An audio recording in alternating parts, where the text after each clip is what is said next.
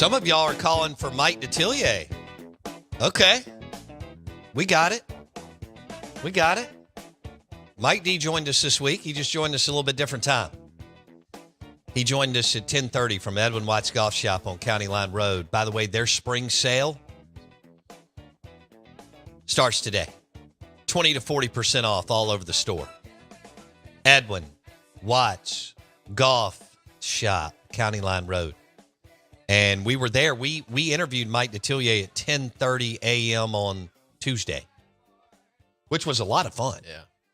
And Mike D was great. We talked about Kim Mulkey and how a lot of people love to hate her.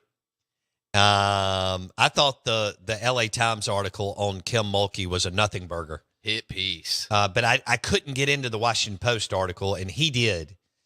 And I guess I'm doing. Y'all tell me what's the way to do that? Like when I click on it on Twitter, it tells me I have to subscribe.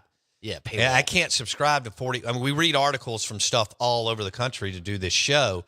So I was able to get into the LA Times article that referenced the Washington Post article on Kim Mulkey. I thought it was a nothing burger. If you don't like her, that's fine. I get it. She's brash. She didn't handle the dust up with LSU and South Carolina the right way a few weeks ago. She is full of blank and vinegar. She's wildly successful. Angel Reese is an unbelievable basketball player. Some of you don't like her. I don't care about that either. Caitlin Clark is amazing. She's fun to watch, and she shoots it from 35 feet, and I think it's the coolest damn thing in the world. She's so talented and brilliant. And women athletes have never been better. They've never been more skilled. This shouldn't surprise you because they're playing at 6 years old. They're getting the tutelage, the reps, the travel ball, the one-on-one. So that's why you see amazing, like here in this area. Look what's happened. Soccer, ridiculous. Big. Golf, insane. Softball, ridiculous. Girls hoops, unbelievable. It's not going away. It's just going to grow. I mean, why? You got more teams, more access, more focus, more commitment. What does that give you when you bundle that? Better players. Yeah. Better athletes, more refined, more advanced, all that. But Mike Detillier did talk about Kim. They have Kim Mulkey on all the time down there at WWL Radio TV New Orleans. I didn't even know that till I asked him about it because I'd read the LA Times article on Kim Mulkey and I thought, okay, nothing burger. But I can't get to the Washington Post article, even though it was referenced. Do I understand why people don't like her? Sure. Do I get in? As a sports talk radio host, I just think it's fun who y'all like and don't like. Right. And how you come to that because as humans, we're totally whacked out on who we decide we like and don't like. Right.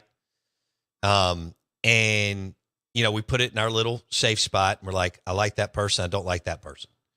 And it makes no sense. None.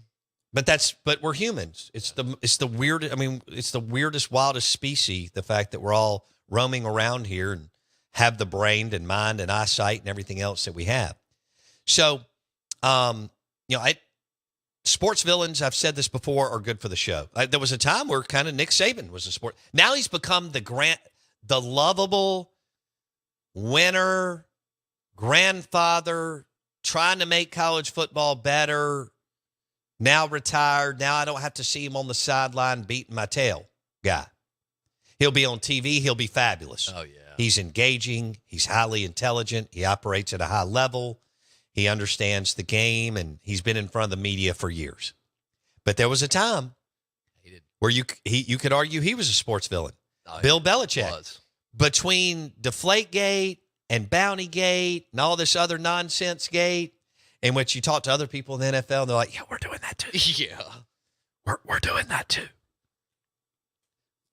Saying it so loudly. You decided to hate, and Brady got a lot of that on the football. Sure. That's why he fought it. He was so mad. You remember Aaron Rodgers laughed about it? Yes. They asked him about it. He went, guys, are y'all serious? He went, we get to pick the footballs when we're at home. And we also try them out on he went, guys, y'all are serious. We're in the NFL. It is dog eat dog, ruthless as it gets, trying to find one more point than my opponent. But we decided Belichick and Brady were villains. Now Kim Mulkey. I can't figure out who your college football villain is now that Harbaugh's gone. I loved Harbaugh. Still do. You know that if you listen to the show. And I never sold my Harbaugh stock, and so. You didn't. No. You actually held to that. You did. Others did. I will say that. You absolutely did. And then he won a national championship. So. You did. You held on that one for a long time. That was smart. Well done. It's like you've done this before. He's one of the probably top 5 coaches as far as X's and O's walking the earth, football-wise. Is your villain, man, it's crazy. Is your villain going to end up being Dion? Can he play both roles? He can. He can. Dion is a villain right now, I guess. He's brash. He's cocky. He's had success. He doesn't care what he says. He's got his son that doesn't care what he says. He doesn't care about signing high school players. He didn't just go portal. He went full on portal. What, out of their 85 players, what is it, 78 are portal? I don't know. It's something crazy. It's crazy. Yeah, I would say Dabo and Dion. But Dabo's been kind of quiet the last few months. Right. Now, he may get on his high horse about, something. When he came out, he couldn't wrap his brain around NIL, but he's making $9 million a year. Yeah. Come on, Dabo. And by the way, Clemson, Dabo's one of the most aggressive recruiters in the country. They pay players. They just did it the old, dark money under the table, whatever you want to call it. What's the difference? We're going to write you a check that's actually kind of through a collective, like the Grove Collective or the Bulldog Initiative, or we're going to, give you a bunch of cash. What are we doing here? What is it? Anyway, I'd go Dion. We don't even have a villain in the SEC. Do we? They're also nice. Lane Train's just chugging. Smart. He's just a smart aleck. On Twitter. Some other fan bases don't like it. Ole Miss loves it, but he's winning. Dabo gets a little sanctimonious between religion and NIL. Right. But he's a hell of a football coach and has had a tremendous impact on Clemson and the Clemson area. Dion did an unbelievable job at Jackson State. Again, game day and really challenged everybody there to get better. Rubbed a lot of people wrong, but that's what disruptors do. Who is in our league? Brian Kelly. He hadn't quite won enough, but people don't like him. He does seem kind of like an acquired taste. He is. Hugh Freeze. I don't think people hate Freeze right now. No. We went through a phase there where some people did. Ole Miss fans love him. Liberty loves him. Auburn.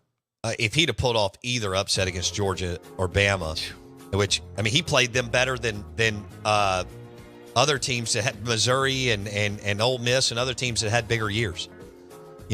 So he's going to win there. Now, when he wins, because he's Hugh, I wonder if that'll be the case. What will happen there?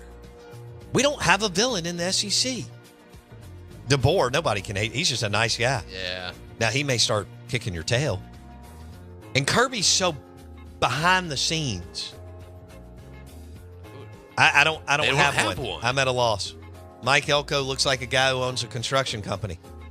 Who's your buddy that you're going to grill out with tonight and watch, college baseball or something?